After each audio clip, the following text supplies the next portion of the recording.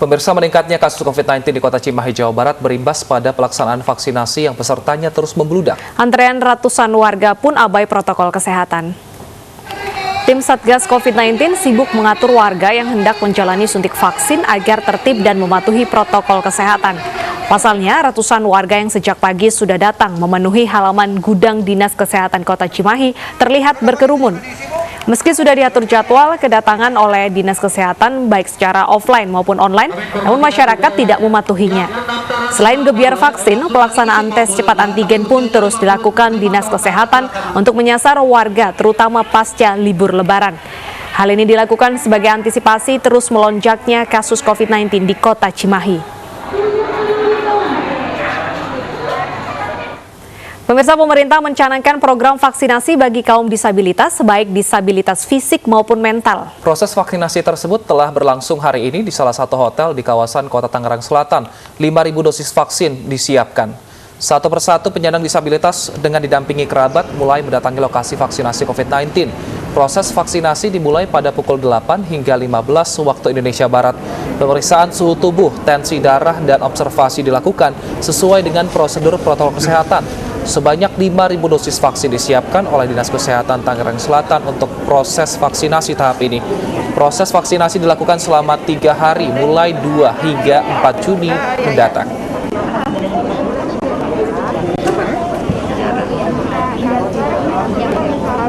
Sejak Rabu kemarin, vaksinasi COVID-19 untuk penyandang disabilitas serentak digelar di Indonesia, dan untuk mengetahui informasi selengkapnya, kita menuju Tangerang Selatan bersama rekan Yasmin Atania. Selamat siang, Yasmin. Bagaimana pelaksanaan vaksin untuk penyandang disabilitas hari ini?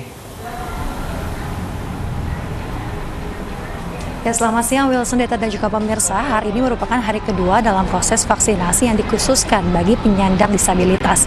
Selain penyandang disabilitas, ini juga dikhususkan bagi lansia dan juga tenaga pendidik.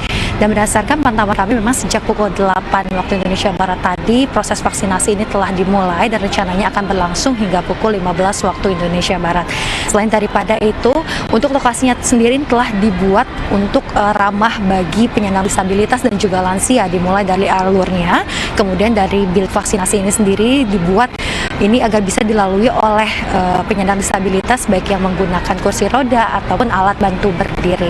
Dari pihak Dinas Kesehatan Kota Tangerang Selatan sendiri telah mempersiapkan sebanyak 5.000 dosis vaksin dalam proses kegiatan vaksinasi ini yang berlangsung hingga dari tanggal 2 Juni kemarin hingga tanggal 4 Juni 2021 mendatang.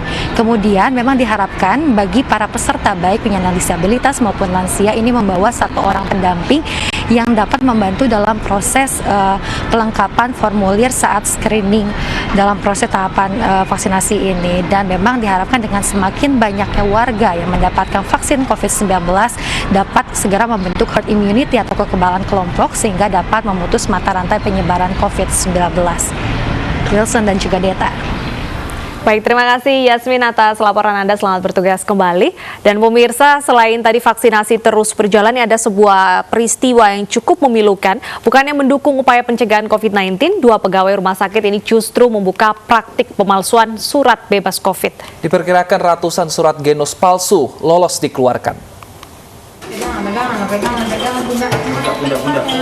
Tak ada kejahatan yang sempurna. Pepatah itu sepertinya sesuai untuk Juniadi dan Apriyadi, 2 pegawai PT Prima Mulia Mandiri, perusahaan yang ditunjuk Rumah Sakit BP Batam sebagai pelaksana penginput data penumpang yang melakukan tes genos di Bandara Hang Nadim Batam.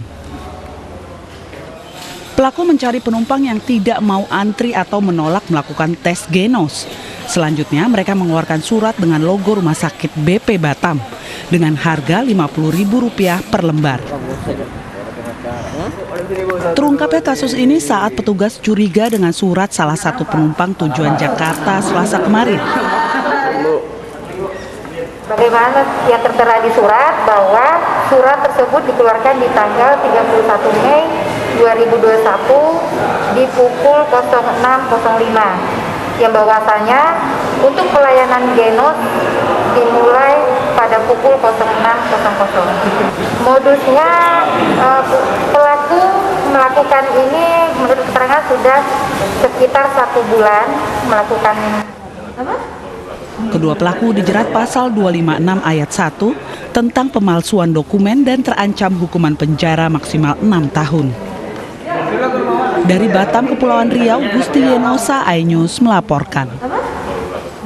Pemirsa, aksi 3 saudara kandung pengidap kondisi langka Treacher-Collins Syndrome viral di media sosial. Apa sebenarnya sindrom TC ini? Kami akan mengupasnya usai jeda, tetap bersama kami.